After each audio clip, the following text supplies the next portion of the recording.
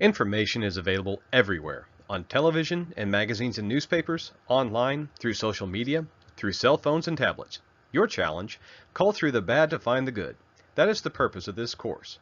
Not just to teach you how to conduct research, but perhaps more importantly, how to analyze research to determine what research has been done well and what is lacking. Why do we study research methods, be they quantitative or qualitative? Well, for starters, we're academicians. That's what we do. It's our job to conduct this research and to report our findings because, honestly, who else has the time to do so? In the business and professional realm, we also see research conducted on a regular basis. The news media looks at and interprets its own ratings, readership studies, and analytics to determine if it's reaching as many people as possible. The more people who are watching your newscast, reading your paper, or visiting your website, the more you can charge for advertising. Okay, so that's just the business side of it. From the altruistic fourth estate approach, if we don't have an audience, we cannot inform, and if we cannot inform, we're not doing our job in our democracy. The film industry also conducts research, largely in the form of screenings and focus groups, which you'll learn more about if you take qualitative research methods in the spring semester. Why make a film if nobody's going to come watch it, right? On the political scene, those seeking public office need to know about approval ratings and voter tendencies. Yes, we can take the pessimistic approach and say they want to know this so they can get reelected, but we can also think more positively and say in a democracy, by the people and for the people, public officials want to serve and represent their constituencies. So if public opinion has changed, we need to either alter our point of view or seek another line of work. Figure 1.1 on page 5 of your text discusses in depth the importance of knowing research methods in the business world. Please read and digest this. Quantitative research methods are used by those in the physical and natural sciences and those in the social sciences. We have a tendency to say we are seeking truth, or what is happening. At the very least, we want to know what exists. For example, I read an article recently and heard at a conference that radio stations should start thinking of themselves more as media outlets than as music players, that they should start providing more video and printed articles on their websites and transform themselves into the go-to in their local communities for news, sports, and entertainment. Therefore, I'm going to do a content analysis of radio stations in Missouri and possibly Kansas to see if stations are doing this. If they are not, I can go on to the next step of determining why they are not. But that's a qualitative approach, so we won't get into that here. We may also want to know what public opinion is, so we may be able to make predictions about human behavior. We might want to see if there's a correlation between two variables, again so we can make some predictions. We may also want to determine if a cause and effect relationship exists, but more on that later. In communication, naturally, we are studying messages, spoken words, images, nonverbals, and the like. Our ultimate objective is to consider how the creation, reception, and impact of messages may predict human attitudes and behavior.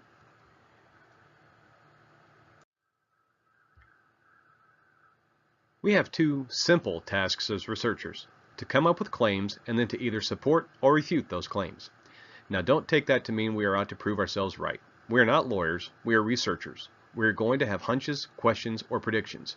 I may have a hunch that more college students are getting their news from Twitter than from newspapers. I may want to know what kinds of movies are most popular with baby boomers.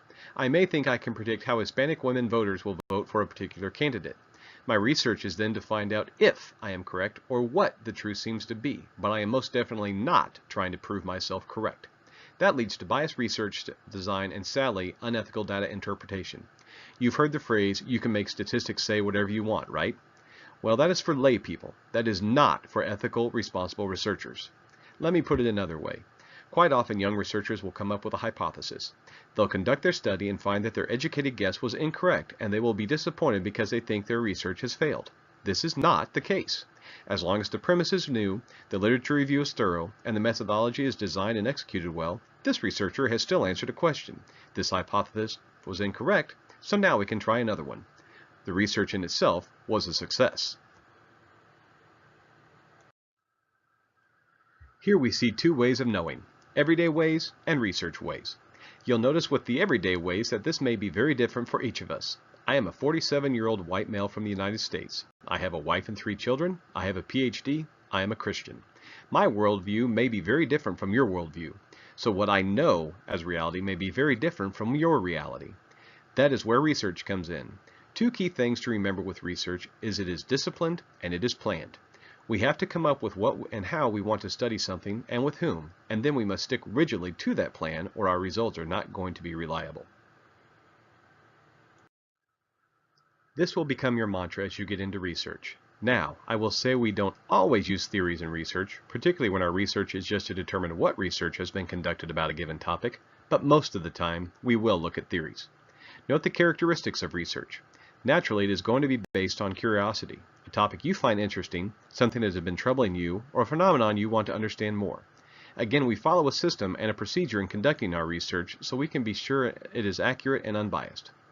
A good study also ought to be repeatable. For example, I've conducted a study looking at retention of sports news. This fits my interest area, but if I set it up well, and I believe I did, those in political science, education, business, or any other discipline ought to be able to utilize it in their field as well.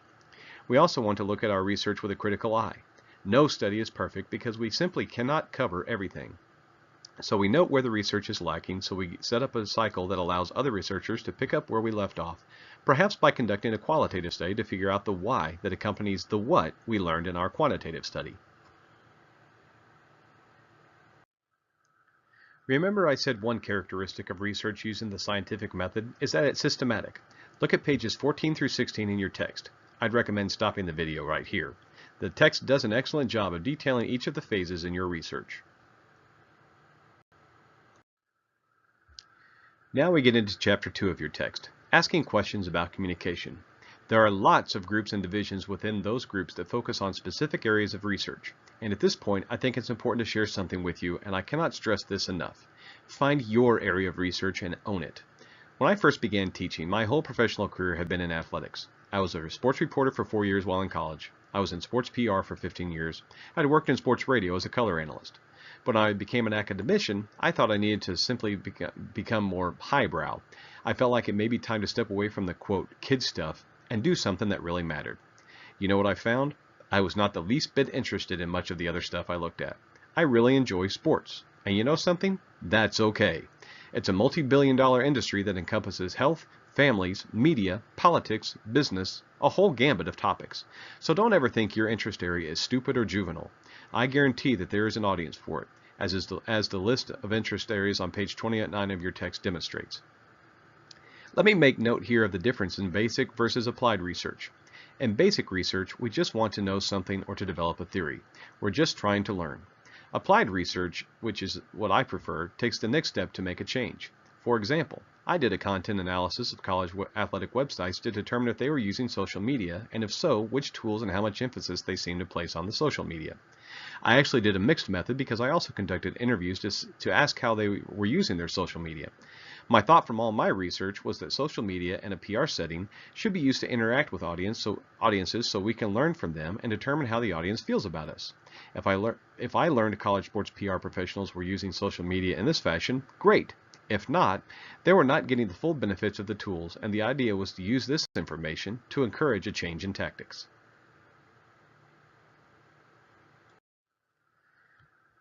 That seems to be a good segue into the differences in research questions and hypotheses. You're going to start out with a general wondering or curiosity.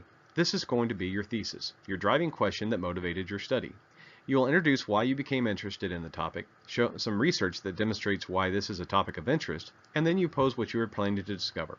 Then you will get into your literature review, where you examine what has been examined on this topic in very broad terms, honing in on a couple seminal works and on the theory, and from this you will come up with your research questions or hypotheses. Research questions are very general. They are used often in exploratory research where very little or no previous research has been done. Here you're going to be descriptive and try to categorize and measure your variables. You're trying to find out what exists.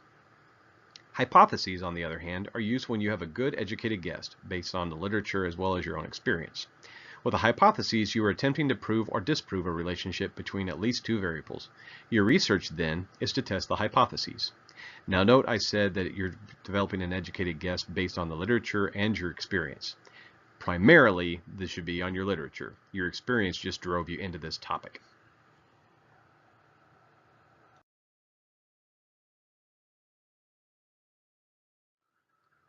For example, you may take on the topic texting and romantic relationships. A research question might be, how does texting impact romantic relationships? You would go this route if you've seen a lot of research about texting and families or texting and friends, but nothing about romance. A hypothesis, on the other hand, would be stated as increased levels of texting between romantic partners will decrease satisfaction with relationships. See the difference? In a research questions, you are saying you don't have any idea and you want to find out. With a hypothesis, you think you have a pretty good idea, so you go ahead and make a prediction, and now you're going to test to see if that prediction is correct. Which is better? I don't know that either is better, although hypotheses tend to exhibit a bit more confidence and guts because you are putting your ideas out there.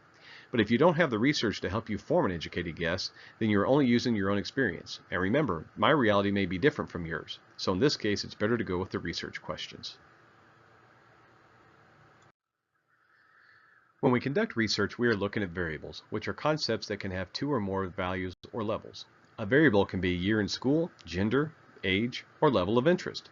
The beauty of many variables is that you, as the researcher, get to define those levels. Take, for example, my levels of interest example.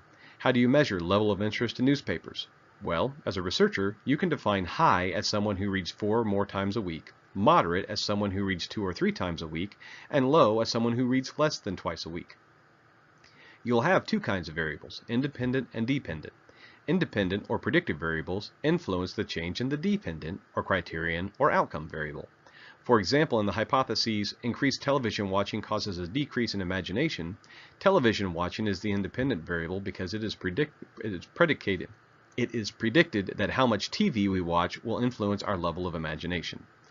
Now, if you are like me, it will take a while, lots of head scratching and doodling, and second guessing to keep track of which is which. Don't fret. It will get easier with time. Finally, let's talk about the ordered variables: ordinal, interval, ratio, and nominal. I think the descriptions here are pretty self-explanatory. It will be important to know these when we get into the statistics part, because the order of your variables will determine which statistical tests you run. But more on that later. We also need to quickly note the difference in secondary and primary research. Secondary research is what you'll see in textbooks. This is where the author will collect the findings from other researchers to point something out. It's also what you'll see in literature reviews. Primary research is actually what you'll do when you come up with the idea and develop your methodology to answer your research questions or test your hypotheses. And finally, let's talk a moment about how the methodology and research questions or hypotheses work together. Your methodology, including the type of study, the population, and the timeline utilized, is meant to answer the research questions or test the hypotheses. These must align. Going back to one of our earlier examples, if your research question is how does texting impact college students' romantic relationships, you are not going to conduct a content analysis with college students, nor are you going to do a phenomenological study with the elderly. The key is to use the appropriate methodology with the appropriate audience. Then, and only then, will you be able to accurately complete your study.